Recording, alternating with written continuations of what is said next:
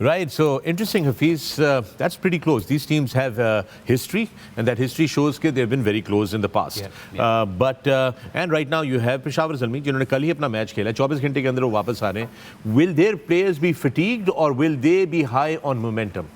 नहीं, मोमेंटम तो साथ होगा जल्मी के साथ, लेकिन फटीग जोन आप कह सकते हैं, क्योंकि जब आप पहला मैच खेल के रात को 1-2 बजे सोते हैं, कई लोग रिकवर नहीं कर पाते. तो ये भी एक चैलेंज होगा कि अगर वो सेम टीम खिलाते हैं तो हाउ गुड दे रिकवर, और फिर आज आके फिर उन्होंने परफॉर्म करना है. लेकिन सो फार जल्मी की अगर मैं बात करूं तो they strategically doing good things. Team बदली, थोड़ी टैक्टिक्स बदले, प्लेयर रिस्पॉन्ड कर रहे हैं, दिस इज़ गुड थिंग. और उनकी बैटिंग ओरिएंटेड जो उनकी अप्रोच है वो उनके काम आ रही है. दोनों मैचेस जो उन्होंने जीते उसमें उनकी बैटिंग ने अहम रोल प्ले किया.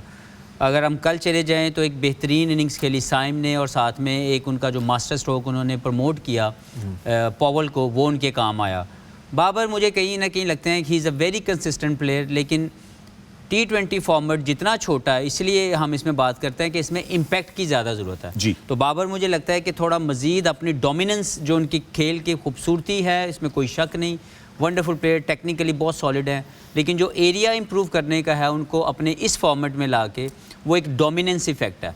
क्योंकि वो जब जब खेलते हैं उनकी डोमिनेशन कम नज़र आती है. जैसे पॉवल ने एक डिफरेंट वे में डोमिनेट किया, साइम अयूब ने डोमिनेट किया, तो या वॉन्डर रूसन की अगर मैं बात करूं तो उन्होंने डोमिनेट किया. बाबर के खेल की खूबसूरती देखने को, उनके कंसिस्टेंट होने को कोई शक नहीं, लेकिन उनकी जो डोमिनेंस इफेक्ट है वो थोड़ा सा मुझे लगता है, उनकी जो एक होता है ना कि एक लाइफ में आपने इंप्रूव करना है, वो उनके खेल में अगर वो इंप्रूव होता है, he will be a different kind of. So when you से डोमिनेंस इफेक्ट, यस्टरडे कल पावर प्ले में उन्होंने बाउंड्रीज भी मारी हैं. देखिए ना, वहाँ पे एकदम से फिर रुके.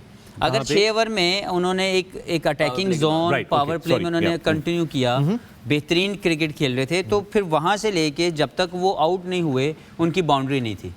तो वहाँ पे एक सडन जोन, जो उनका एक कंट्रोल जोन है, वो शायद इस खेल के अंदर उतनी देर तक इन्वॉल्व नहीं है जब तक कि आप उस विनिंग्स मोमेंटम में ना चले जाएं.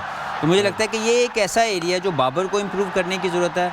साइम, हम सब जो, मुझे उसको देख के खुशी होती है वो ये है कि बाबर के साथ साइम की जो अनरियलिस्टिक किस्म की जो उनकी पार्टनरशिप है वो चल रही है, और वो इसी तरह कंटिन्यू करे. जल्मी के लिए बहुत अच्छी बात है. जो चीज़ इम्प्रूव होनी है, साइम मुझे लगता है कि अपने इस जोन को कंटिन्यू करें, क्योंकि जितना खूबसूरत और टैलेंट इनके पास हमें नज़र आता है, जब ये साइम खेलते हैं तो जो बैटिंग शेप ये होल्ड करते हैं, when he plays his shots he keep his shape, that is a special thing within him.